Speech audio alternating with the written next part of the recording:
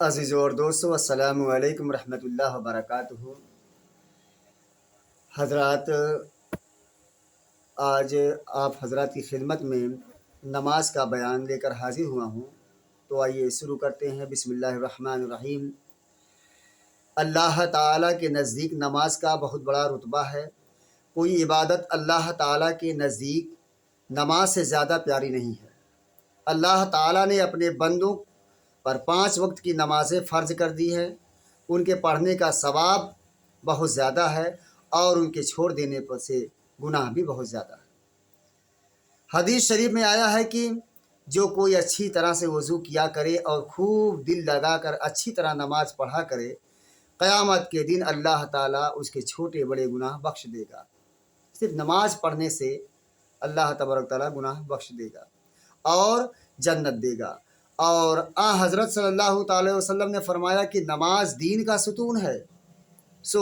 جس نے نماز کو اچھی طرح پڑھا اس نے دین کو ٹھیک رکھا، اور جس نے اس ستون کو گرا دیا، نماز نہ پڑھی، اس نے دین کو برباد کر دیا۔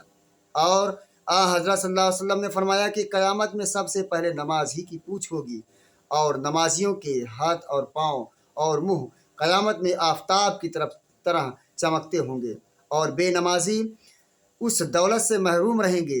اور حضرت نے فرمایا کہ نمازیوں کا حشر قیامت کے دن نبیوں اور شہیدوں اور ولیوں کے ساتھ ہوگا، اور بے نمازیوں کا حشر فرعون اور حامان اور قارون اور بڑے بڑے کافروں کے ساتھ ہوگا۔ اسی لیے نماز پڑھنا بہت ضروری ہے، اور نہ پڑھنے سے دین اور دنیا دونوں کا بہت نقصان ہوتا ہے۔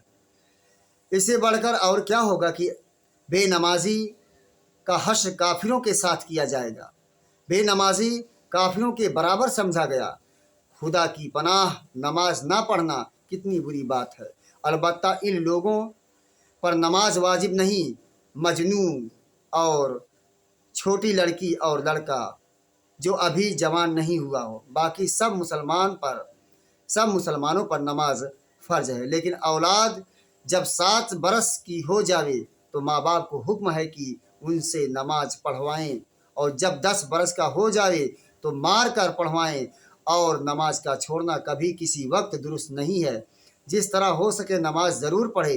البتہ اگر نماز پڑھنا بھول گیا یا بالکل یاد ہی نہ رہا، جب وقت جاتا رہا تب یاد آیا کہ نماز نہیں پڑھی، یا ایسا غافل ہو گیا کہ آنکھ نہ کھلی اور نماز قضا ہو گئی، ایسے وقت گناہ نہ ہوگا، لیکن جب یاد آوے اور آنکھ کھلے تو وضو کر کے فوراً قضا پڑھ لینا فرض ہے۔ البتہ اگر وقت مکروہ ہو تو ذرا ٹھہر جائے تاکہ مکروہ وقت نکل جائے۔ صدق اللہ مولانا العظیم۔